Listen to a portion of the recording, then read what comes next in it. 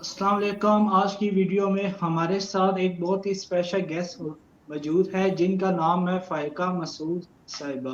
तो आज हम इनको अपने प्रोग्राम में वेलकम करते हैं और इनका शुक्रिया अदा करते हैं। इन्होंने अपने कीमती टाइम में से हमारे लिए टाइम निकाला। तो बिना टाइम वेस्ट किए अपने मेहमान का वेलकम करते हैं अपने शो में। अस्सलाम वालेकुम मिस फ़ाइका, कैसी है आप? जी, वालेकुम अस्सलाम। मैं ठीक हूँ अल्हम्दुलिल्लाह। आप कैसे हैं? मिस शुक्र अल्लाह का। मिस मैं आगाज यहाँ से शुरू करूँगा कि जो लोग आपको नहीं जानते एटलीस्ट वो लोग भी जान सके आपके बारे में। आप अपना इंट्रोडक्शन करवा दीजिए। जी, शुक्रिया एहसन। पहले तो आपका बहुत-बहुत शुक्रिया कि आपने मुझे प्रोग्राम में बुलाया और मेरी लाइफ़ जर्नी के बारे में बात करने के लिए मुझसे कहा। तो इसमें ऐसा है कि अपना इंट्रोडक्शन मैं कराती चलूँ तो I am a NLP licensed practitioner. मैं द फिनोमिनल कोच के नाम से कोचिंग कर रही हूँ, जिसमें मैं 3 एरियाज़ को डील कर रही हूँ। बिहेवियर मॉडिफ़िकेशन, सॉफ्ट स्किल्स और मेंटल हेल्थ के इश्यूज़ को मैं टैकल कर रही हूँ। इसके अलावा मैं टीचर्स ट्रेनर भी हूँ, कॉर्पोरेट ट्रेनर भी हूँ। मेरा एरिया सॉफ्ट स्किल्स है ट्रेनिंग में। और मेरी अपना एक इदारा है हाई माइंडर्स 12 के नाम से, जिसमें मैं एजुकेशन की फील्ड में teachers training, parental session, student training दे रही हूँ और साथ-साथ आईटी की कुछ सर्विसेज प्रोवाइड कर रही हूँ। और इसके अलावा जो मेरी कोचिंग है वो भी मैं हाई माइंडर्स 12 के अंडर ही सर्विसेज दे रही हूँ। ये मेरा अपना, मैं फाउंडर भी हूँ इसकी और सीईओ भी हूँ, मेरा अपना है। इसके अलावा मैं ज़ेन वेलनेस क्लब में एज़ अ सीईओ काम कर रही हूँ, जिसके मैनेजिंग डायरेक्टर ज़ीशान उल हक भट्टी साहब हैं। हम लोग होलिस्टिक हेल्थ अप्रोच के ऊपर काम कर रहे हैं, यानी हम विदाउट मेडिसिन मेंटल हेल्थ के इश्यूज़ को एड्रेस कर रहे हैं थ्रू योगा, मेडिटेशन, हिप्नोसिस और रेकी वगैरह। तो ये मेरा इंट्रोडक्शन है। माशाल्लाह मिस, आपने बड़ा अच्छा इंट्रोडक्शन अपना दिया है। तो मिस मुझे बताया कि आपने ट्रेनिंग, कोचिंग, स्टूडेंट ट्रेनिंग, तो ये सब कुछ आपने इस फील्ड को ही क्यों चूज किया? आप किसी की दूसरी स्किल्स की तरफ नहीं आई, इसकी क्या वजह है? अच्छा, ऐसा इसमें बड़ी इंटरेस्टिंग ये बात है कि एक तो मैं पहले आपको ये बता दूं कि आपके पेज पे लिंक शो नहीं हो रहा। सो मेक श्योर कि अच्छा हाँ, अब आ गया। ठीक है। ठीक है, ये ओके मैं मिस। आपको इस पे शेयर कर दूं। अच्छा, ऐसा है कि ये इंटरेस्टिंग बात ये है इसमें कि मेरी जो डिग्री है वो एमफिल है जेंडर एंड डेवलपमेंट स्टडीज़ में। और अच्छा कि आपने ये सवाल कर लिया, मैं बताना भूल गई कि I am also a gender specialist. बताना भूली क्यों? उसकी रीज़न ये है कि मैंने अपना ये काम थोड़ा-सा जो है ना वो सबमिसिव कर दिया है। उसकी वजह ये है कि जब मैंने अपनी डिग्री कंप्लीट की 2013 में और एमफिल में मैंने अल्हम्दुलिल्लाह सिल्वर मेडल लिया। लेकिन जब मैं फील्ड में आई तो आई रियलाइज़्ड कि इस फील्ड में माज़रत के साथ जेंडर पे काम करने वाले लोग नहीं हैं, वो फेमिनिस्ट हैं सिर्फ, ठीक है? वो पूरी सोसाइटी के एक चंक के ऊपर बात कर सकते हैं, ठीक है? बिकॉज़ उसकी बिल्कुल। वजह क्या है? उसकी वजह ये है कि वो खुद एक खातून है, ठीक है? अब अच्छा, ये पहला एक रियलाइज़ेशन पॉइंट था मेरी ज़िंदगी में।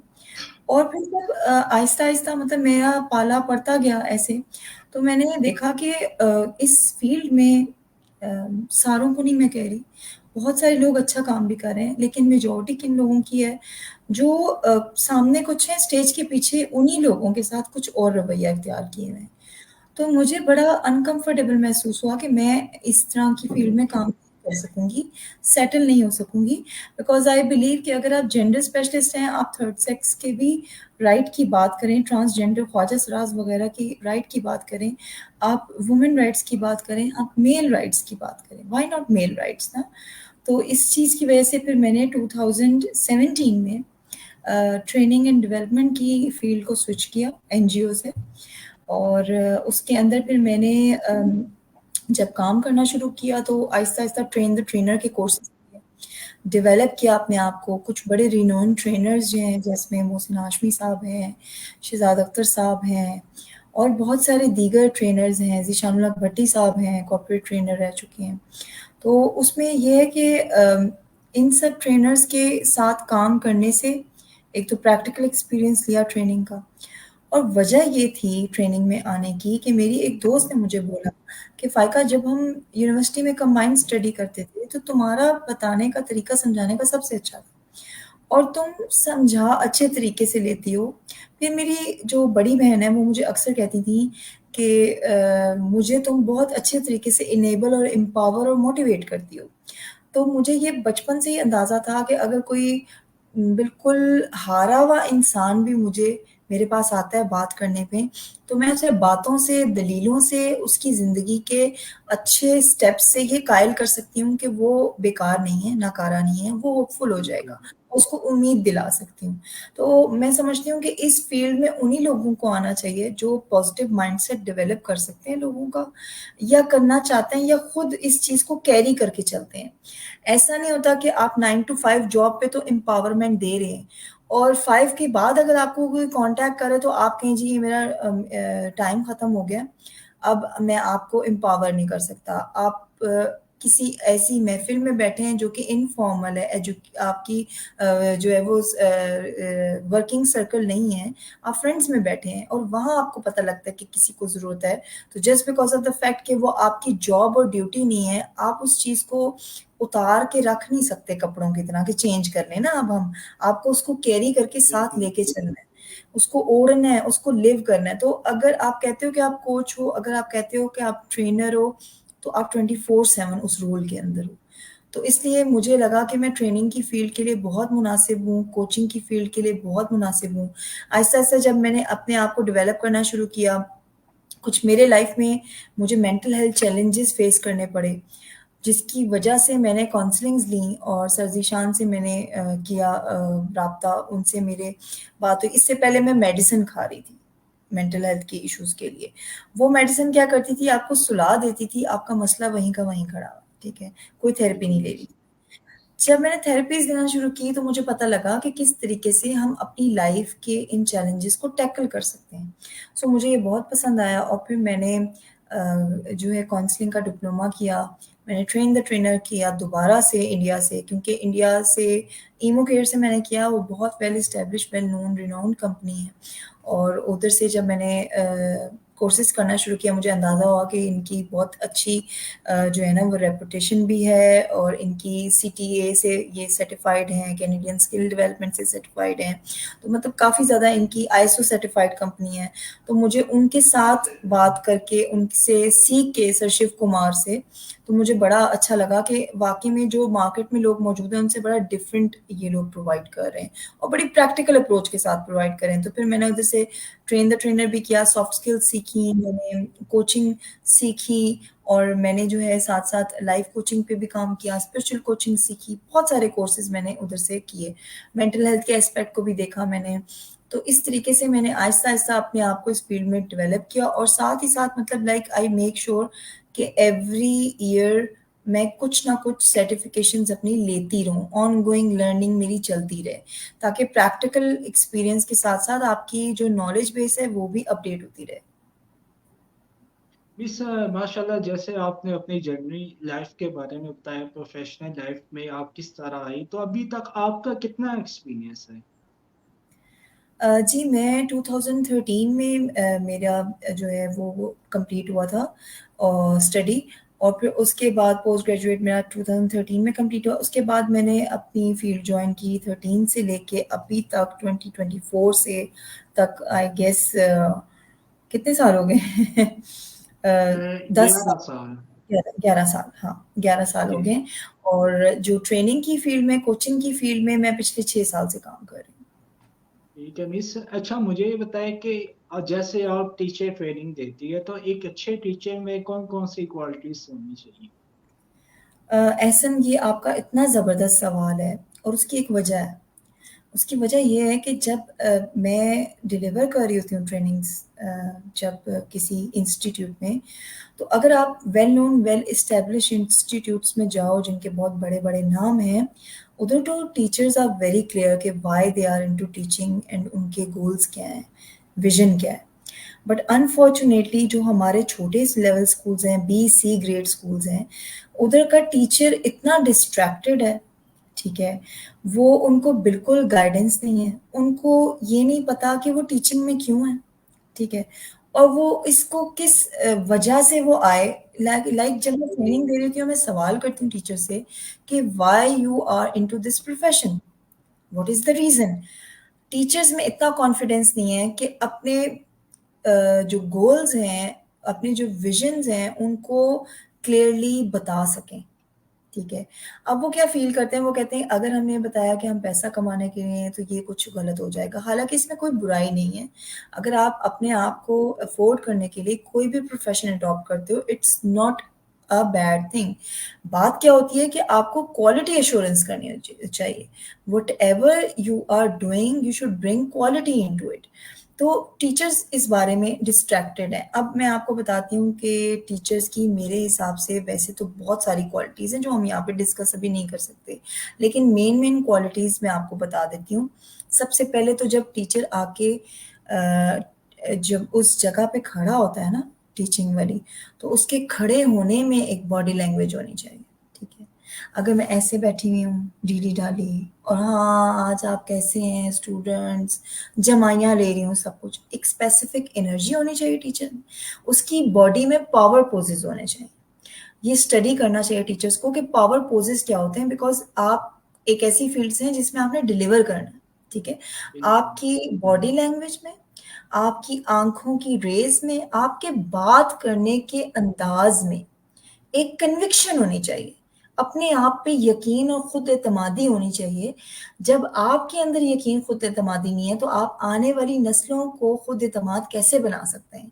और यही वजह है बहुत बड़ी कि हमारे आने वाली जो नस्ल है उसके अंदर अदम एतमादी की वजह यही है कि टीचर के अपने अंदर नहीं है, वो डिलीवर ही नहीं कर पाता। अब मैं आपको मजे की बात बताती हूँ ऐसन कि मैं मेरी सारी स्कूलिंग एयरफोर्स से हुई हुई है, एयरफोर्स की स्कूलिंग से। My father was in air force. हमें ज़रूरत नहीं पड़ी, हमें ये ज़रूरत ही नहीं पड़ी कि टीचर ट्रेनिंग के प्रोफेशन आने में हम रिसर्चेस पढ़ें, हम मेथोडोलॉजीज पढ़ें, हम चीज़ें पढ़ें। वजह क्या थी, हमारे टीचर्स इतने भरपूर ज़बरदस्त और वेल ट्रेंड होते थे उस ज़माने में भी। जब हम करते थे तब पाकिस्तान में टीचर ट्रेनिंग का ऐसे ट्रेंड नहीं था जैसे अब हो गया है। वहाँ जी। पे उस वक़्त होती ही नहीं थी टीचर, लेकिन उस वक़्त भी एयरफोर्स के स्कूल्स ये मेक श्योर करते थे कि उनके teacher on going training regular ले रहे हैं।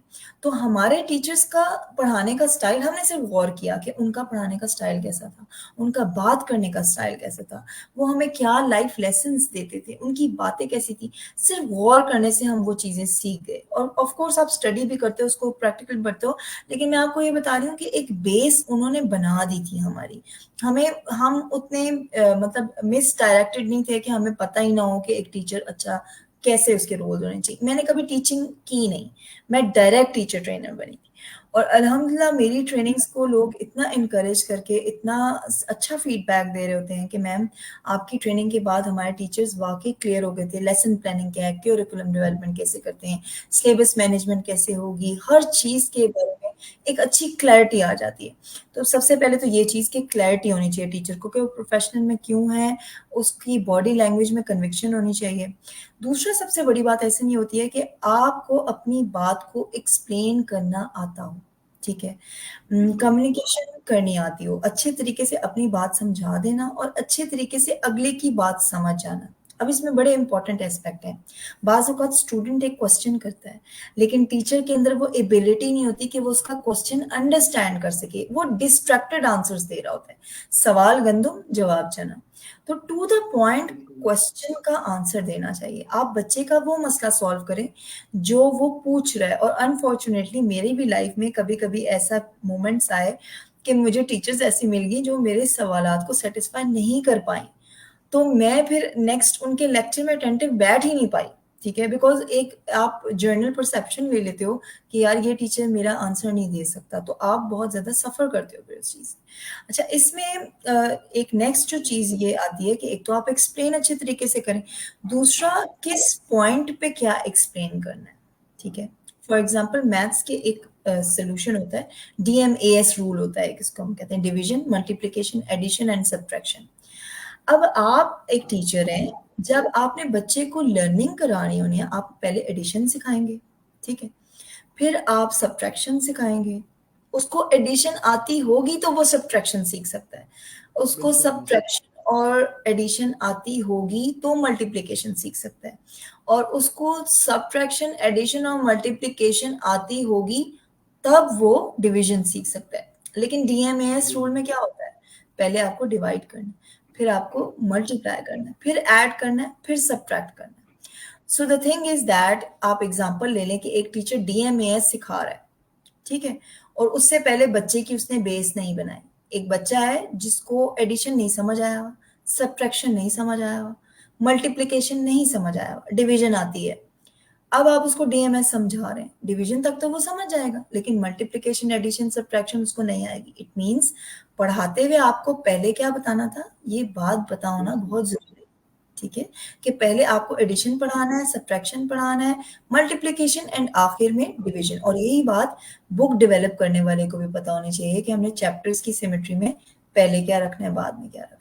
तो ये कुछ चीजें हैं जो टीचर को बहुत अच्छे से आनी चाहिए। इसके अलावा और बहुत सारी बातें मैं आपको बता सकती हूँ, लेकिन प्रोग्राम में हम उसको अकोमोडेट नहीं कर सकते। इट्स ओके मिस, आपने बड़ा अच्छा तरीके से बताया, तो मुझे भी काफ़ी इंटरेस्ट लगे इस टॉपिक में। तो मिस, जैसे आपने बताया था कि स्टूडेंट ट्रेनिंग भी देनी चाहिए, तो क्या एक टीचर को ट्रेनिंग देनी चाहिए कि कैसे स्टूडेंट के साथ है ना, स्टूडेंट को कैसे है ना परफॉर्म करना चाहिए क्लास में, या है ना उनको एक अलग है ना सेक्शन है ना देना चाहिए, अलग क्लास होनी चाहिए? क्या इस बारे में आप क्या कहना चाहेगी? अच्छा, मैं ना एक प्रोजेक्ट है मेरा, मैं उस पे काम कर रही हूँ, and that is train the brain के नाम से, ठीक है। उसमें क्या है कि मैंने डिज़ाइन किया एक कोर्स स्टूडेंट्स के लिए। उसमें मैं फोकस करती हूँ 4 बेसिक स्किल्स पे, जो मैं समझती हूँ कि एक, मैं इसमें जो मेरा मेन फोकस अभी है वो 7th क्लास के बच्चे हैं, 7 से लेके एफएससी तक के बच्चे। और इसमें मेरा फोकस ये है कि बच्चे को लर्निंग सिखाई जाए, ठीक है, स्ट्रेस मैनेजमेंट सिखाई जाए, फोकस सिखाया जाए, ठीक है, learning, memory, stress management, focus, ये 4 चीजें आपको सिखानी चाहिए बच्चे को, ठीक है। अब ये ऐसी चीजें हैं जो टीचर को डिलीवर करनी चाहिए, अनफॉर्चुनेटली नहीं कर पाते, इसलिए ट्रेनर्स की जरूरत पड़ती है उन सेशंस के लिए। हम बच्चे को ये तो बताते हैं कि आपने पढ़ना है, हम हर वक्त बच्चे को क्या बताते हैं कि आपने पढ़ना है, लेकिन पढ़ाई का तरीका क्या है? आपको कभी याद है ऐसा कि आप किसी क्लास में टीचर आपसे डिस्कस कर रहा हो कि लर्निंग होती कैसे है, पढ़ाई करनी कैसे है, क्या टिप्स हैं कि आप जो वो इस्तेमाल करेंगे तो उसकी वजह से आपकी लर्निंग की एबिलिटी इनहेंस होंगी? बहुत कम टीचर हैं जो इन चीज़ों पे फोकस करते हैं हमारे। ज़्यादातर लोग बस ये कहते हैं, नसीहत करते रहते हैं, जी पढ़ो पढ़ो पढ़ो। तो ये सब चीज़ें, फिर बच्चे को स्ट्रेस मैनेजमेंट अगर आप नहीं सिखाएंगे तो वो लाइफ चैलेंजेस से कैसे निकलेगा? उसको अर्ली एज में स्ट्रेस मैनेजमेंट सिखानी चाहिए, ताकि लाइफ में जब भी वो स्ट्रेसफुल कंडीशन से गुजरे उसको अपना स्ट्रेस मैनेज करना आता हो। इसी तरह फोकस तो है, अब मिस आजकल मुझे जनरेशन में देखें तो फोकस का बहुत फुकदान है। उसकी वजह क्या है, 1 मिनट वीडियोस जो हम बना रहे हैं, फोकस स्पैन ही नहीं है। टीचर को पता होना चाहिए कि वो कौन कौन सी एक्सरसाइज हैं जो बच्चों का फोकस इंक्रीज कर सकती हैं, ठीक है।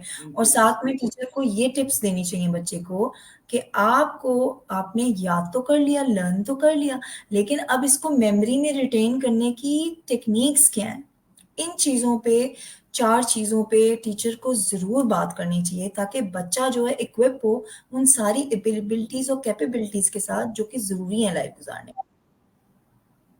मिस मुझे ये बताइए कि एक टीचर का और स्टूडेंट का कैसा रिलेशनशिप होना चाहिए? क्या ऐसा फ्रेंडली होना चाहिए या स्ट्रिक्टनेस के साथ होना चाहिए? अगर फ्रेंडली होगा तो बच्चे पढ़ेंगे नहीं, अगर स्ट्रिक्टनेस होगा तो काम तो होगा लेकिन उस तरह से बच्चे परफॉर्म, शायद कॉन्फिडेंस उनके अंदर ना आए इस तरह से स्ट्रिक्टनेस की वजह से। तो इस बारे में अच्छा, आप क्या कहना चाहिए?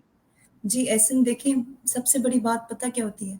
सबसे बड़ी बात ये होती है कि बच्चे के ना 2 कॉन्सेप्ट बड़े क्लियर होने चाहिए, ठीक है?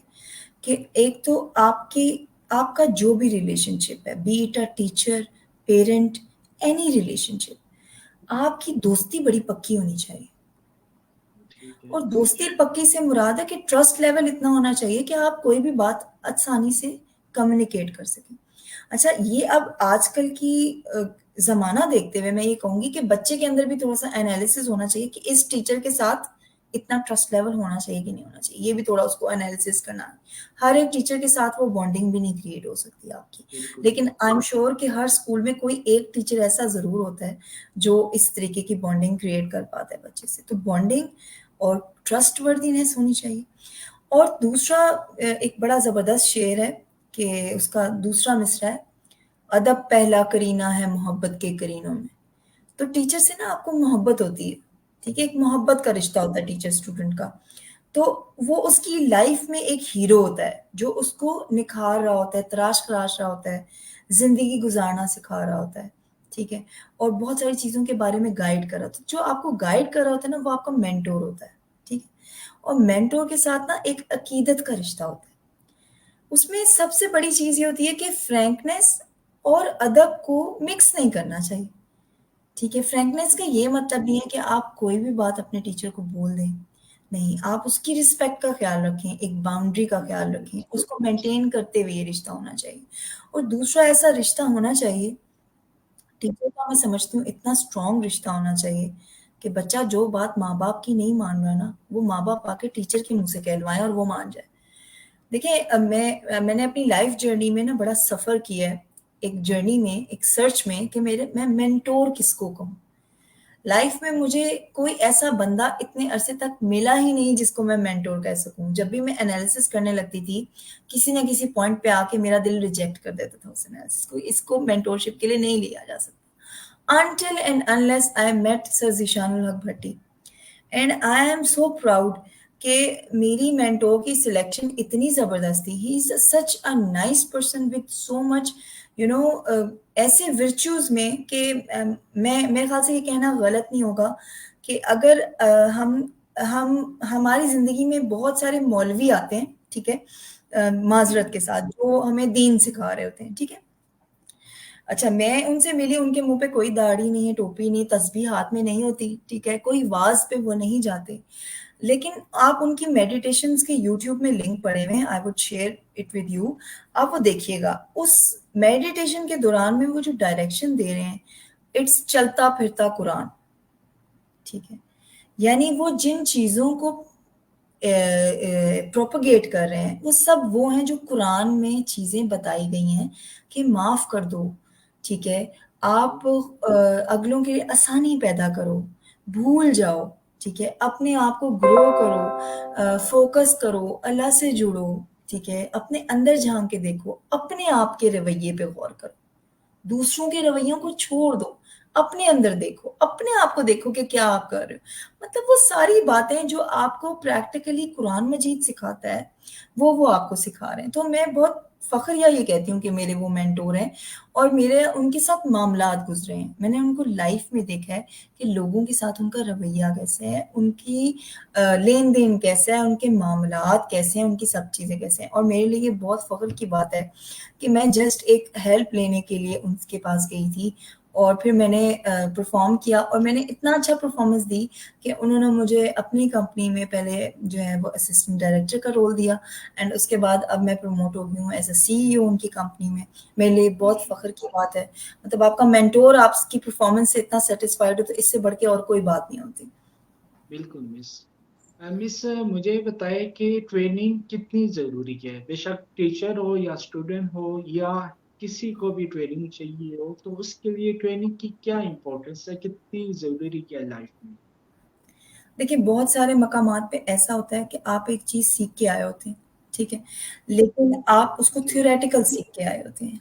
अनफॉर्च्युनेटली हमारा एजुकेशन सिस्टम ऐसा है कि वो प्रैक्टिकल नहीं देता इतना, जितना वो थ्योरेटिकल नॉलेज दे रहा होता है, ठीक? बिल्कुल। और दूसरा फिर एक तो हमारा सिलेबस ऐसा होता है, फिर हमारी डिलीवरी जो टीचर की होती है ना, उसमें भी वो सिलेबस को पकड़ के प्रैक्टिकल अप्रोच के साथ डिलीवर नहीं करती।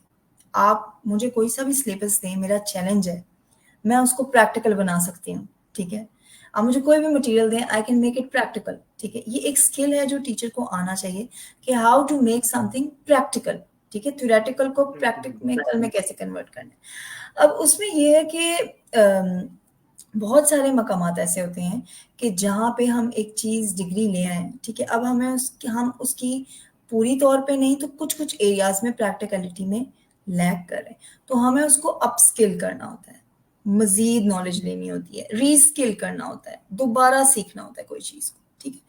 अब ऐसा होता है बहुत मकामात में, देखें अब दौर जो है ना बहुत चेंज होने वाला है, तो ज़िंदगी के कुछ हिस्सों में हमारे साथ ऐसा भी होता है कि हम एक जॉब के रोल में होते हैं, अब हम जॉब हमने स्किप की, अब ये मैं सर्विसेज कॉर्पोरेट सेक्टर में भी ऑफर कर रही हूँ। फॉर एग्जाम्पल मेरे पास क्लाइंट्स आते हैं, मैम हमारा पहले किसी और सेक्टर में हम काम कर रहे थे, अब हम टेक्सटाइल से उठ के हम किसी और इंडस्ट्री में आ गए, ठीक है। लेट अस सपोज कि टेक्सटाइल से उठ के वो जो है वो कंसल्टेंसी में आ गए, ठीक है। तो अब उनकी जो है वो पूरी की पूरी डायनामिक चेंज होगी, ठीक है, कंपनी की। अब उनको रीस्किल करना है, दोबारा से वो स्किल सीखना है उनको, ठीक है। ये कि अब ये रोल कैसे, बाज़ औक़ात होती है डेजिग्नेशन चेंज होती है, आप उस डिपार्टमेंट में एचआर थे, अब आके आपके कोई और रोल्स हैं, ठीक है। तो उस रोल को सीखने के लिए, उन चीज़ों को सीखने के लिए आपको चाहिए होती है गाइडेंस चाहिए होती है, या आप एक ऐसे फील्ड में आ जाते हो, जैसे फॉर एग्जांपल आपकी कम्युनिकेशन फील्ड नहीं है लेकिन जॉब की डिमांड कम्युनिकेशन है, तो अब आपको कम्युनिकेशन भी उस लेवल तक पहुंचानी है जहां तक वो इस जॉब की रिक्वायरमेंट को फुलफिल कर ले। बाज़ औक़ात क्या होता है, आप अगर वर्ल्ड इकोनॉमिक फोरम की रिपोर्ट देखो ना, तो उसमें ये बताया गया है कि हार्ड स्किल्स तो बच्चा डेवलप कर लेता है, इंजीनियरिंग है की डिग्री लेके जो आता है उसमें हार्ड स्किल्स होती हैं, उसको इंजीनियरिंग का काम अच्छा होता है, लेकिन सॉफ्ट स्किल्स नहीं उसको आती। अब मैं बहुत दफ़ा जब आईटी की कंपनीज के साथ मेरा होता है, ऐसे ट्रेनिंग के मामलात होते हैं, तो वो मुझसे पूछते हैं मैम कौन सी ट्रेनिंग करनी चाहिए आईटी के लोगों में, तो मैं उनको हमेशा सजेस्ट करती हूँ people to people management, communication, networking, इस तरह की आईटी की होनी चाहिए। क्यों? क्योंकि आईटी की फील्ड के लोग कंप्यूटर के सामने बैठ बैठ के इंटर ह्यूमन इंटरेक्शन उनका होता ही नहीं इतना सारे दिन में, उनको बात ही नहीं करनी आती, अपनी नेटवर्किंग नहीं करनी आती, रेपो बिल्डिंग नहीं करनी आती, कनेक्शन नहीं बनाने आते, इन सब चीज़ों में वो लैग कर जाते हैं, ठीक है। तो बच्चा जब फील्ड से निकल के आ रहा है, हमारी वर्कफोर्स जब निकल के आ रही है, उसको इंसानों से बातें नहीं करनी आती, नेटवर्किंग नहीं करनी आती, कम्युनिकेशन कनेक्शन नहीं बनाने आते, एम्पैथेटिक अप्रोच नहीं है उसके पास, कंपैशन नहीं है, उनको पता नहीं अगर मेरा कोलीग किसी मसले में फंस गया हमने कैसे उसको टैकल करना है, ये चीज़ें उनको नहीं आती। आपने जॉब में अब मैनेजर्स आते हैं, तो मैनेजर्स आप अगर मैनेजमेंट किसी ने सीखनी है तो मैं टिप देती हूँ यहाँ पे कि आप साइमन सिनेक को पढ़ें, ठीक है। He is very good at explaining managers को कैसे करना चाहिए, रोल अडॉप्ट करना चाहिए। अब वो कहते हैं कि मैनेजर वो नहीं जो सुबह आया और उसने आपसे पूछा हाउ आर यू, और फिर वो आपका जवाब सुनने के लिए खड़ा नहीं हुआ। समझ रहे हैं आप? जी यानी कि मैनेजर वो नहीं है जो अच्छा काम लेके डिलीवर कर दे, मैनेजर वो है जो अपने एम्प्लॉयज जो उसके मातहत हैं, उसके जो अंडर आ रहे हैं, उन एम्प्लॉयज की इमोशनल मैनेजमेंट, उनको वैल्यू देना, उनकी बात सुनना, उनके मसले हल करना और उनके साथ कनेक्शन इस लेवल का डेवलप करवा ले कि वो कंपनी में स्टे करे। ये चीज़ माने कि ये कंपनी हमारी इमोशनल नीड्स, हमारी फाइनेंशियल नीड्स, हमारी हर तरह की नीड्स को पूरा कर रहे हैं, कि मेरा ख्याल रखते हैं, दे केयर फॉर मी। और वो ये इस तरह के प्रोसेस से होना चाहिए कि सिर्फ आप ज़ाहिर ना कर रहे हो, यानी जिसने एग्जांपल दी हाउ आर यू जब पूछे, तो वो जवाब सुनने के लिए खड़ा हो, यानी सिर्फ आपको बावर कराने के लिए कि मैं केयर करता हूँ ना करे, जेन्युइनली केयर करता हो, ठीक है। तो वो अच्छा मैनेजर होता है। यहाँ मैं आपको एग्जांपल दूंगी, मैंने जावेद पब्लिशर में काम किया and I work with Shah Zaman, और वो मैनेजर था हमारे स्टूडेंट डिपार्टमेंट का, और वो इतना जबरदस्त था इस चीज में, उसको हर डिपार्टमेंट के हर बंदे के मसले और सब कुछ और सुनना, सॉल्व करना, इनेबल करना, एम्पावर करना, मतलब ये एम्पैथेटिक अप्रोच मैनेजर्स में बहुत जरूरी है। तो ये चीजें जो है ना कंसिडर करनी चाहिए। माशाल्लाह मिस, आपने बड़े अच्छे से एक्सप्लेन भी की है। तो मिस मुझे ये बताया कि अगर किसी सीईओ ने या किसी मैनेजर ने किसी स्टूडेंट ने या किसी टीचर ने आपसे ट्रेनिंग लेनी हो तो वो कैसे अपॉइंटमेंट ले सकता है आपसे? हाँ जी, मैं आपको अपनी एडमिन का नंबर दे दूँगी, हाई माइंडेड 12 की एडमिन है रामीन मलिक, तो उनसे आप कॉन्टैक्ट कर सकते हैं और उनके साथ शेड्यूलिंग करके आप ट्रेनिंग के सारे मामलात जो भी आपकी रिक्वायरमेंट है, आप अपनी रिक्वायरमेंट बता सकते हैं और ट्रेनिंग के लिए जो है ना वो कर सकते हैं कॉन्टैक्ट। तो मिस मुझे साथ में ये बताएं कि कम्युनिकेशंस की क्यों ज़रूरी है? अच्छा, ऐसा ये ऐसी चीज़ है ना कि जो बिल्कुल बेसिक है। अगर आप पैदा हुए हैं ना, तो उसके बाद से देखें, हम समझते हैं कि कम्युनिकेशन बच्चा तब स्टार्ट करता है जब बोलना शुरू कर देता है। नहीं, आप देखें कि माँ के साथ वो कम्युनिकेट कर रहा होता है डे 1 से। पहले आते बिल्कुल, साथ ही वो कम्युनिकेट करता है, रोता है कि मैं तकलीफ में हूँ। सब लोगों को ये पता लग जाता है आने वाला बच्चा तकलीफ में, डे 1। बिल्कुल, ठीक है? तो इट मीन्स कि कम्युनिकेशन की जर्नी तो डे 1 से स्टार्ट होगी। ठीक है? अब उसको डेवलप करना तो ज़रूरी है, इसलिए क्योंकि कम्युनिकेशन क्या है, कितनी अच्छी तरीके से आप अगले की बात समझ जाएँ और कितनी अच्छे तरीके से आप अपनी बात उनको समझा दें। तो इट मीन्स कि अगर आप ज़िंदा हैं तो आपने बात करनी है और बात समझनी भी है। तो कम्युनिकेशन इसलिए ज़रूरी है कि तुम कैसी हो? तुम कैसी हो? तुम कैसी हो? ठीक है? आप देखें 3 तरीकों से मैंने आपको एक ही बात बोली और चीज़ बदल गई। इट मीन्स टोन, बिल्कुल, expression, body language means a lot. बात की मतलब ही चेंज हो जाता है, ठीक है? अब बिल्कुल, ऐसी एग्ज़ाम्पल आपको एक और मैं देती हूँ, जो बहुत ही क्लियर कर देगी इस चीज़ को। तुमने ये क्यों किया? तुमने ये क्यों किया? इन दोनों बातों में कितना फ़र्क है? फर्स्ट वाले में एक्शन, आपको आपको केयर नज़र आई ना? कंसर्न नज़र जी, आया कि वजह बिल्कुल, जानना चाह रहा है कि तुमने ये क्यों किया? और अगले में वो कह रहा है तुमने ये क्यों किया? अब आप इमेजिन करें, एक बंदा जो केयर करता है आपकी, वो आपसे इस लहजे में पूछे कि तुमने ये क्यों किया? तो क्या वो अपना मैसेज सही डिलीवर कर पाया? नहीं ना। बिल्कुल, हमारे इर्द-गिर्द माशरे में बहुत सारे लोग ऐसे होते हैं जिनको एंगर इश्यूज़ होते हैं और वो अपने एंगर इश्यूज़ की वजह से हर चीज़ में एंगर डिपिक्ट करते हैं। अब जब वो हर चीज़ में एंगर डिपिक्ट करते हैं, तो अगले वाला ये बात परसीव करता है कि ये मुझसे प्यार नहीं करता। ठीक है? बहुत सारी बेटियाँ मैंने ऐसी देखी हैं, बच्चे मैंने ऐसी स्टोरी सुनी है, जिनके वालिदैन ऐसा रवैया जब अख्तियार करते हैं, तो उनकी ज़िंदगी का कंक्लूज़न होता है कि हमारे पेरेंट्स हमसे प्यार नहीं करते, हालाँकि उन पेरेंट्स ने उनकी हर ज़रूरत का ख़्याल रखा होता है, लेकिन इमोशनल नीड्स का ख़्याल नहीं रखा होता। तो वो उनका एनालिसिस यही होता है कि हम नहीं अपने के साथ बैठ सकते, हम नहीं बैठना चाहते और ओल्ड एज में ऐसे पेरेंट इतना सफ़र करते हैं, वो लिटरली मिन्नतें कर लेते हैं अपनी औलादों की कि हमारे साथ बैठें। तो देखिए बिल्कुल बात कम्युनिकेशन सही कितना है। इम्पोर्टेंट है ना कि आपको अपना डिलीवर करना होता है वो बात को सही तरीके से और समझना। और फिर एनएलपी की इधर मैं एक मिसाल देना चाहूँगी कि हम कम्युनिकेशन में ना पहली स्टेज पे जब रैपो बिल्डिंग की फेज़ होता है, हम किसी से पहली दफ़ा मिल रहे हैं, तो हम जी, पहली मुलाकात में ही पॉइंट ऑफ डिफरेंस डिस्कस करना शुरू कर देते हैं, जबकि उस लेवल पे आपको बॉन्डिंग के पॉइंट्स डिस्कस करने चाहिए। कि जो सिमिलैरिटीज़ हैं आप में, जब भी आपकी पहली मुलाकात किसी की हो, अगर किसी बात पे आपका इख्तिलाफ है तो उसको होल्ड ऑन कर लें, ना बताएँ, ताकि एक बंदे से अच्छी अंडरस्टैंडिंग हो। मेरी सजेशन ये है कि दूसरी, तीसरी मुलाकात में अगर आपको कोई राय ऐसी मुख्तलिफ है, उसका इज़हार करें, ताकि कनेक्शन डेवलप हो अच्छा डीप एंड देन आप उससे कोई नेगेट करें चीज़। इस मुझे बताइए कि क्या कॉन्फिडेंस होना लाज़मी है या सिर्फ कम्युनिकेशन स्किल ही इनफ है? या दोनों अच्छा चीज़ें होना मुझे लाज़मी है इसमें? जी, जी। अच्छा मज़े की बात ये है कि एसन कम्युनिकेशन का पार्ट है कॉन्फिडेंस, ठीक है? अब देखिए कम्युनिकेशन जब तक आप डिलीवर कर रहे हैं ना कम्युनिकेशन, अब आपने नोटिस किया होगा कि मेरे अंदाज़ में एक बात आपने नोटिस की होगी कि मैं जो कह रही हूँ, फुल कन्विक्शन से कह रही हूँ, ठीक है? बिल्कुल, एक जनरल परसेप्शन आ रही है कि जो तरीके मैं बता रही हूँ ट्राइड एंड टेस्टेड है, उसकी वजह क्या है? ठीक है? मेरी कन्विक्शन इस यकीन और खुद एतमादी से मैं बोल रही हूँ कि आप कन्विंस हो रहे हैं, ऑडियंस कन्विंस हो रही है इस बात से, ठीक है? और फिर बोल भी टू द पॉइंट रही हूँ। तो कॉन्फिडेंस इतना ज़रूरी है, जब कॉन्फिडेंस आपको आता है, वो आपकी आवाज़ में छलकता है। अंडर कॉन्फिडेंट बंदे की आवाज़ ऐसे कि वो मैं ये कह रहा था, वो भूलेगा, रिपीट करेगा, याद करेगा। कॉन्फिडेंट बंदा कॉन्फिडेंटली डिलीवर करेगा। आपको किसी बिल्कुल, बात के ऊपर अब देखें आप पूछें यार तुम उस दिन क्यों नहीं आए? और मैं कहूँ वो मैं ना मैं तो बीमार था।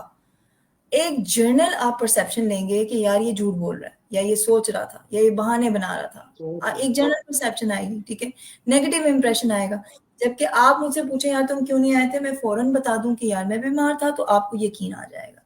तो यकीन जब होता है ना, आपको खुद इत्मीदी जब होती है, कॉन्फिडेंस जब होता है, तो लगता है ऐसा नहीं हो सकता कि आप कॉन्फिडेंट हो मगर आपकी बॉडी लैंग्वेज कॉन्फिडेंस वाली ना हो, पावर पोज में आप ना बैठे हो, आपके एक्सप्रेशंस कॉन्फिडेंस वाले ना हो। हम ट्रेनर्स एक बात कहते हैं कि अगर आपको ट्रेनिंग की फील्ड में आना है ना, तो you should be comfortable with your body. उसका मतलब क्या है कि आप बिल्कुल। जब हिल रहे हैं ना, आप जा रहे हैं, आप यूज करें, आप हाथों का इस्तेमाल करते हो। अब एग्जांपल्स देते हो, बड़े को कहने के लिए इस तरह करें, छोटे को कहने के लिए इस तरह करें, यानी कि अपने हाथों को यूज कर रहे हो एग्जांपल्स देने के लिए, अपनी आंखों को यूज कर रहे हो, आप आई कांटेक्ट बना रहे हो लोगों के साथ, ऑडियंस के साथ, सबको एंगेज कर रहे हो। अब ये सब चीजें कॉन्फिडेंस के बगैर तो नहीं आ सकती ना।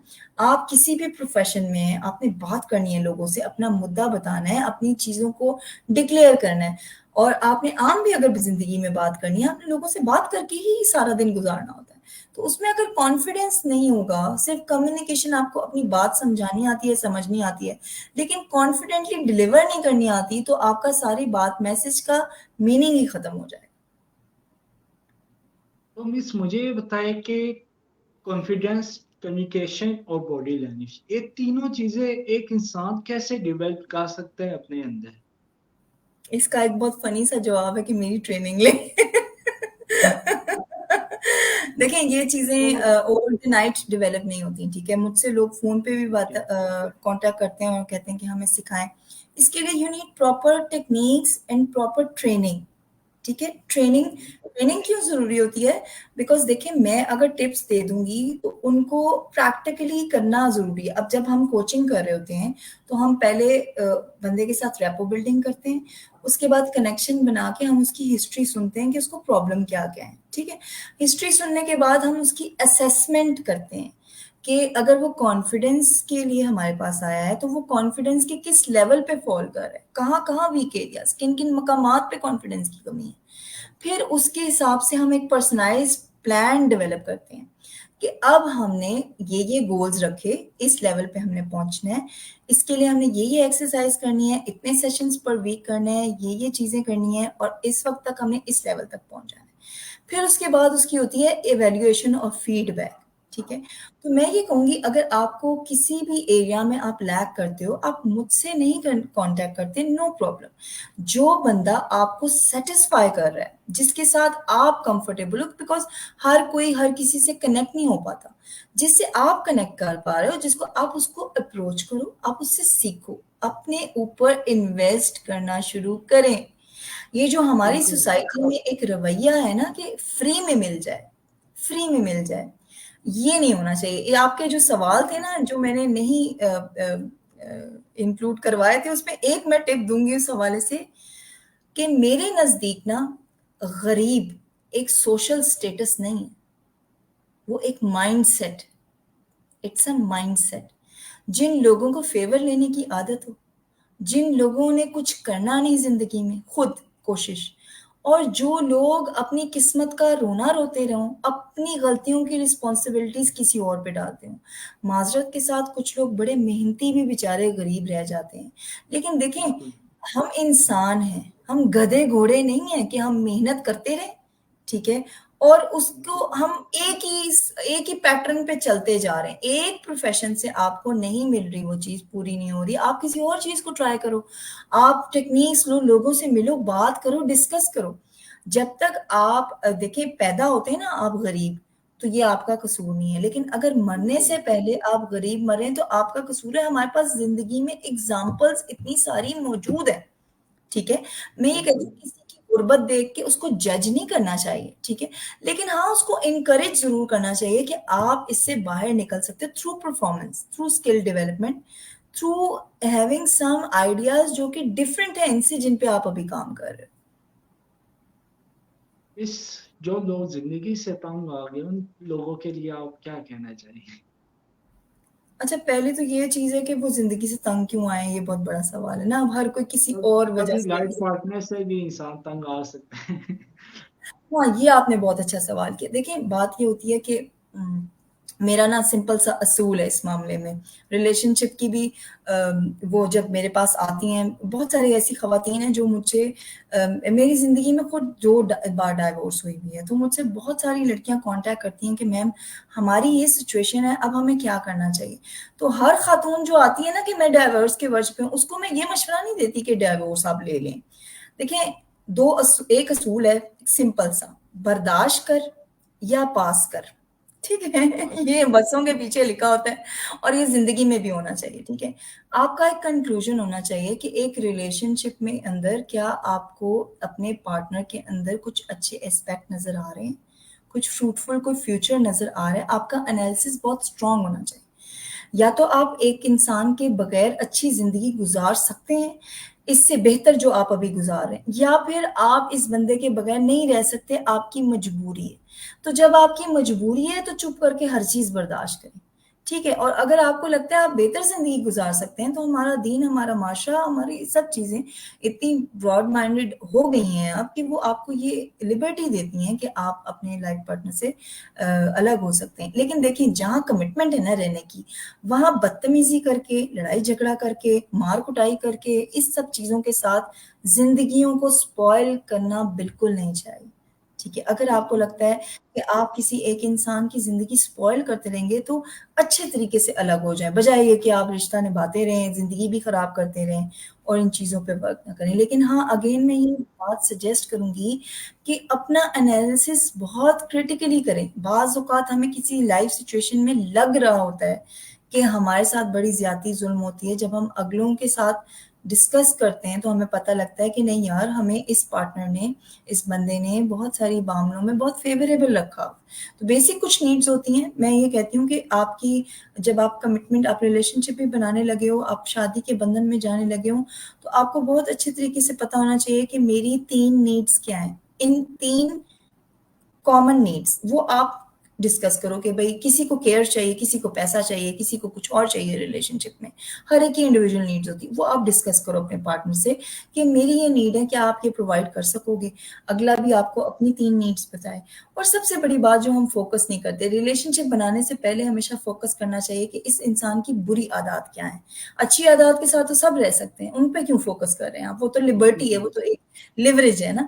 आप देखें कि इस बंदे की ये 3 बहुत हाइलाइटेड बुरी आदत है, क्या मेरा इनके साथ गुज़ारा हो जाता है? अगर तो हो जाता है, आप उसके साथ रहें। अगर शुरू में आपको पता है कि यार ये चीज़ें, एक बंदा है उसको झूठ से नफ़रत है, अगली झूठी बीवी उसको मिल जाए, ठीक है? तो उसका तो डे 1 से गुज़ारा मुश्किल हो जाएगा ना। फिर मतलब या तो बिल्कुल। कोई इतना ज़्यादा सूरमा हो ना कि वो उस झूठी औरत को सच बोलना सिखा दे, ठीक है? तो या फिर पहले ही आप अपनी सिलेक्शन ऐसी करो जो इस विर्च्यू पे बैठती हो औरत। तो ये बड़ा क्रिटिकल एनालिसिस आपका होना चाहिए। बाकी ये कि रिलेशनशिप में, लाइफ में, मियाँ-बीवी में इतना लॉन्ग टर्म चलना होता है कि मसले-मसाइल आते रहते हैं। लेकिन हमेशा कोशिश ये होनी चाहिए कि उनको सॉल्व करके आगे बढ़ा जाए और माफ़ कर देना चाहिए। माफ़ी बहुत ज़रूरी है। बिल्कुल मिस। मिस मुझे ऐसा लगता है कि जैसे मोबाइल की बैटरी लो हो जाती है, इसी तरह इंसान की भी अपनी बैटरी लो हो जाती है, कॉन्फिडेंस उसका ख़त्म हो जाता है, इंसान डिग्रेड हो जाता है। एक टाइम ऐसा आता है तो उसके लिए ट्रेनिंग भी ज़रूरी है, कॉन्फिडेंस भी ज़रूरी है, मोटिवेशन भी ज़रूरी है। तो इस बारे में आप क्या कहते हैं कि जब एक इंसान डिग्रेड हो जाए तो उसको क्या करना चाहिए? मोटिवेशन के पास जाना चाहिए या ट्रेनर के पास जाना चाहिए? अच्छा, ये आपने बड़ी ज़बरदस्त बात की। मेरी अपनी ये फ़ील्ड भी है, एनर्जी हीलर हूँ मैं, ठीक है? तो एनर्जीज़ की जो दुनिया है ना, वो बड़ी इंटरेस्टिंग है। हमारी ह्यूमन बॉडी में भी एनर्जीज़ होती हैं और वो सर्टेन लेवल तक काम कर रही होती हैं, उसके बाद उनको डेवलप होना चाहिए। देखिए, अगर आप सुबह उठ के मॉर्निंग वॉक नहीं कर रहे ना, तो आप अपनी एनर्जी मेंटेन नहीं कर रहे, ठीक है? अगर ओके। आप अपनी रेगुलर लाइफ़ के अंदर अपना स्ट्रेस मैनेज नहीं कर रहे, तो आप अपनी एनर्जी मेंटेन नहीं कर रहे। ठीक है? अगर आप अपनी लाइफ में पास्ट में जी रहे हैं, पास्ट के कोई हादसा हुआ है और आप उसके अंदर जी रहे हैं, तो इट मीन्स कि आप डिप्रेसिव स्टेट में हैं, आप इमोशनली, मेंटली स्टेबल नहीं हैं। उसको आपको स्टेबल करना है, ठीक है? अगर आप की लाइफ में ये मसला है कि हर फ्यूचर आने वाला, अब जैसे ये प्रोग्राम था, ठीक है? तो इस प्रोग्राम से पहले अगर मैं सोचने लग जाऊँ कि जी अब आपसे मैंने क्वेश्चंस मंगवाए लेकिन मैंने उनको देखा भी नहीं सारे हफ्ते, ठीक है, मुझे टाइम ही नहीं मिल सका। आज भी मैं बैठ के काम करवा रही थी and at the very and मैंने देखा और मैंने कहा ठीक है इसका ये होगा, इसका ये होगा, थोड़ा सा ब्रीफ लिया और उसके बाद मेरा ये मानना है कि जो जितना मर्जा एक बड़ा चैंपियन है ना, एक दफा उसको तैयारी करके परफॉर्मेंस देनी चाहिए, ठीक है। आप बिल्कुल नहीं। देखिए, आपने मुझसे अगर कांटेक्ट किया है तो इट मींस आपके चैनल की, आपकी एक सोसाइटी में वर्थ है। मुझे, मेरी जिम्मेदारी ये बनती है कि उस वर्थ को मेंटेन करने के लिए मैं ऑडियंस को उस चीज तरह से दूं, इज्जत किसी ने दी है तो उसको इज्जत उसकी बनवाई जाए, ठीक है। तो इस तरीके से आपको परफॉर्मेंस देनी चाहिए टू द पॉइंट। तो अगर आप इन चीजों पे फोकस नहीं कर रहे तो कैसे होगा? अब एनर्जीज की फील्ड में डीमोटिवेशन क्यों होती है? अब मोटिवेशन की भी बड़ी जबरदस्त किस्म की साइकी है, ठीक है। एक होती है मोटिवेशन विद इन, ठीक है, इंट्रिंसिक और extrinsic, if I am not wrong ये कहते हैं। एक होती है अंदर की मोटिवेशन, ठीक है, एक होती है बाहर की मोटिवेशन। आपने अगर वो सब चीजें डिस्कवर ही नहीं की हुई कि मेरे अंदर से मुझे क्या चीज मोटिवेटेड रखती है, ठीक है। आप एक प्रोफेशन में हैं, वो आपको मोटिवेटेड नहीं रख रहा, it means you need to change your profession, ठीक है। आपको, आप दूसरे प्रोफेशन में आए हो, आपका दिन रात काम करने को पागलों की तरह दिल करता है, आपको लोग बिठा रहे हैं बस कर दो तुम एक्स्ट्रा वर्क कर रहे हो, आप बैठ ही नहीं रहे हो, क्यों? अंदर से मोटिवेशन है, ठीक है। फिर कौन सी चीजें आपकी सोल को सेटिस्फाई कर रही हैं? बाज़ औक़ात कोई इंसान हमारे लिए मताए जहाँ होता है, ठीक है? वो सामने बैठा हो, एक अजीब-सी खुशी आपके अंदर है, मोटिवेशन है, आपको लगता है ज़िंदगी बड़ी अच्छी है, सब कुछ अच्छा-अच्छा चल रहा है, कुछ भी नहीं अच्छा चल रहा हो बेशक। एक इंसान आपकी ज़िंदगी में आता है और वो आपको डिमोटिवेट कर देता है, तो यानी कि ये आपकी अंदर की मोटिवेशन वो इंसान है। ऐसे इंसान हमारे माँ-बाप भी हो सकते हैं, हमारे बहन-भाई हो सकते हैं, बहन-भाइयों में कोई एक ऐसा बहन-भाई होता है, कज़िन्स हो सकते हैं या ऐसे दोस्त हो सकते हैं। तो आपको पता होना चाहिए ये वो लोग हैं जो मुझे मोटिवेटेड रखते हैं। अब ये एक्सट्रिंसिक मोटिवेशन में आ गया, बाहर के फैक्टर्स के थ्रू मोटिवेशन। आप कहते हो कि यार मैं एनवायरनमेंट ऐसा हो, पहाड़ी इलाका हो, ठीक है, हवाएं चल रही हों और ये हो तो मुझे ये मोटिवेट करता है। तो इट मीन्स कि आपको पता होना चाहिए कि आपकी ज़िंदगी में आपका टाइम 2 महीने बाद माउंटेन विज़िट करना है या 3 महीने का किसी का गैप होगा, 4 महीने का किसी का गैप होगा, उसके बाद मस्ट उसको ऐसा माहौल चाहिए। तो ये चीज़ें अगर आपने लाइफ में अपनी डिस्कवर नहीं की कि कौन-कौन सी चीज़ें आपको अंदर से मोटिवेटेड रखती हैं, कौन-कौन सी चीज़ें आपको बाहर से मोटिवेटेड रख सकती हैं, तो आपका एनर्जी लेवल कैसा होगा? और हर कोई एनर्जी डाउन होता है। हम साइकोलॉजिस्ट और काउंसलर्स वगैरह जो भी मेंटल हेल्थ पे काम कर रहे होते हैं, हम एक चीज़ प्रोपेगेट करते हैं कि आप इतना स्ट्रेस डेली ले रहे होते हो कि एक सर्टेन अमाउंट ऑफ पेशेंट्स आप देखो, ठीक है, क्योंकि आपने उनकी डिप्रेसिव बातें और सब कुछ सुनना होता है तो आप डीमोटिवेटेड और खुद डिप्रेस हो जाते हो। अनमाइंड बिल्कुल। करना होता है उन चीज़ों को। तो इसके लिए अनमाइंडिंग करने के लिए हर प्रोफेशन के बंदे को, जो कि आई एम सॉरी टू से लोग इस तरफ नहीं आते एहसन, बताने के बावजूद लोग इस फील्ड में इस चीज़ को डेवलप नहीं करते कि आप मुराकबा करें। मुराकबे के इतने फ़ायदे हैं, मेडिटेशन के इतने फ़ायदे हैं, आपका स्ट्रेस लेवल खत्म हो जाता है, आपका फ़ोकस इंक्रीज़ हो जाता है, आप में मोटिवेशन आ जाती है। आपको बाहर से कोई किताब पढ़ने की ज़रूरत नहीं रहती, आपके अंदर से आपको नॉलेज मिलना शुरू हो जाती है। आपके डीएनए की जो इन्फॉर्मेशन है वो अनलॉक होना शुरू हो जाती है। आपका सबकॉन्शियस माइंड जो है वो आपको चीज़ें बताना शुरू कर देता है। आपका सबकॉन्शियस अनलॉक होना शुरू हो जाता है। वो जो सारी इन्फॉर्मेशन उधर पड़ी है वो अनलॉक होना शुरू हो जाती है। लोग नहीं आते फिर भी। यानी कि आप ये अंदाज़ा लगाएँ ना कि कोई आपको कहे कि यार ये टॉनिक ऑफ लाइफ है चीज़ है, लेकिन लोगों के अंदर वो विल ही नहीं है अपनी ज़िंदगी चेंज करने की, बिल्कुल जिसकी नहीं। वजह से इस तरह से नहीं आ रहे होते।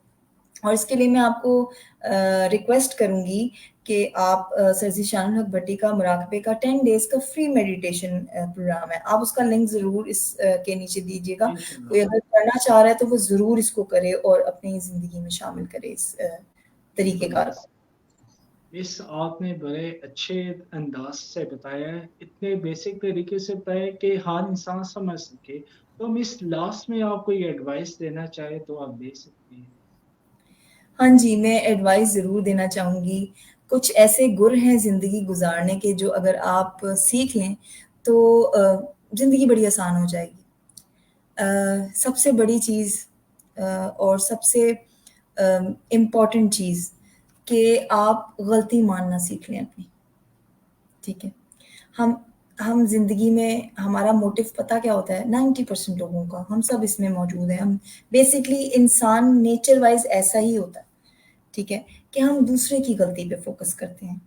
हुक्मरान ऐसे हैं, अवाम ऐसी है, लोग ऐसे हैं, सब ऐसे हैं। लेकिन हम कितना टाइम इस बात पे इन्वेस्ट करते हैं कि हम कैसे हैं, ठीक है? बिल्कुल सबसे पहले तो अपनी ज़िंदगी में अपनी गलतियों को एक्सेप्ट करना सीखें। और मैं दावे से कहती हूँ एहसन कि आप अपनी गलतियाँ मानना शुरू करें और जो हमारा माइंडसेट होता है ना कि अपनी गलती मानने से हम छोटे हो जाएँगे, अल्लाह आपको बड़ा करना शुरू कर देगा। वो आप खुद देखेंगे। आपको बिल्कुल लाइफ में ऐसे-ऐसे चेंजेस मिलेंगे, ऐसे-ऐसे लोग मिलेंगे जो आपके लिए काम करना शुरू कर देंगे, जो आपसे आपके इस रवैये से इम्प्रेस होंगे। आप देखें ना एहसन आपका मेरा कोई मामला होता है और मैं गलती पे हूँ और मैं खुले दिल से अपनी गलती मान के आपको मना लेती हूँ, सॉरी कर लेती हूँ, एक्सक्यूज़ कर लेती हूँ, तो आप कितना इम्प्रेस होंगे मेरे से। आपके दिल में कितनी बिल्कुल इज़्ज़त बढ़ेगी मेरे लिए, ठीक है? तो ये हमारा एक ना शैतान ख़ौल चढ़ाया होता है हमारे ऊपर कि ये करने से आप छोटे हो जाएँगे, माफ़ करना सीखें। और माफ़ करने के सीखने के प्रोसेस में सबसे पहले अपने आप को माफ़ करें। हमसे भी गलतियाँ होती हैं ज़िंदगी में, तो माफ़ कर दो यार अपने आप को। कब तक सज़ाएँ देते रहोगे खुद को? अपने आप को माफ़ करें, अपने इर्द-गिर्द के लोगों को माफ़ करें। खुदा आपकी रूह को ऐसी परवाज़ देगा कि आप हैरान हो जाएँगे। दुनिया देखेगी, ज़माने देखेंगे आपकी परवाज़ को। दूसरी ये बात कि हम पॉज़िटिव मैक्सिमम रहने की कोशिश करें। अपने आप को ये स्किल सिखाएँ कि अपने ब्रेन की नेगेटिव थॉट्स को पॉज़िटिव से रिप्लेस कैसे करना है, ठीक है? लाइफ़ में गोल्स बनाएँ और एक आखिरी बात जो मैं कहना चाहूँगी वो ये है कि सपोर्ट लेना शुरू करें। जिस भी मामले में आपको मसला आ रहा है, सपोर्ट लेने की आदत डालें। मेरे पास जब भी कोई पार्टिसिपेंट आता है, मैं पेशेंट नहीं कहती, क्लाइंट नहीं कहती, जो भी कोचिंग के आते हैं लोग पार्टिसिपेंट कहती हूँ। मेरे पास जब भी कोई पार्टिसिपेंट आता है, मैं उनको अपनी मेंटोर की एक बात ज़रूर कहती हूँ, जो मुझे उन्होंने कही थी कि "फ़ाइका, तुम बहुत बहादुर हो। I am proud of you." Because ये बहुत बहादुरी की बात है कि कोई आके कहे मुझे मदद चाहिए। हर कोई ये नहीं कर सकता। तो बिल्कुल ये चीज़ सीखना बहुत ज़रूरी है कि मुझे मदद चाहिए, कहना बहुत ज़रूरी है। कितनी खुदकुशियों से बच जाएँ, कितने लोग परेशानियों से बच जाएँ, कितनी डाइवोर्सेस ना हों अगर लोग मदद के लिए आ जाएँ, कितने माँ-बाप से बच्चे बदगुमान ना हों, कितने बच्चों से माँ-बाप बदगुमान ना हों, अगर लोग ये कहना शुरू कर दें कि मुझे मदद चाहिए, मैं इस मसले में फँस गया हूँ, मुझे मदद चाहिए। बिज़नेस आप करना चाह रहे हो और आप मदद माँगते हैं लोगों की, रिसर्च करते हैं, तो आपका बिज़नेस सेटल हो जाएगा। नहीं करेंगे तो आप बैठे रहेंगे डिस्ट्रैक्टेड और ऐसे ही। तो ये मदद चाहिए कहना बड़ी बहादुरी की बात है और ये ज़रूरी बात है। हम इंसान हैं, हम खुदा नहीं हैं। इसमें कोई बड़ी बात नहीं है कि बिल्कुल हमें मिस मदद चाहिए। तो मिस आपने माशाल्लाह काफ़ी एनर्जेटिक मैसेज दिया है लास्ट में, तो काफ़ी अच्छा लगे आपके साथ इंटरव्यू करके। तो मिस बहुत कुछ सीखने को मुझे भी मिला है, तो इंशाल्लाह पब्लिक को भी मिलेगा, हमारे व्यूवर्स को भी मिलेगा। तो वंस अगेन शुक्रिया अदा करता हूँ आपका, आपने इतने कीमती टाइम में से हमारे लिए टाइम निकाला है।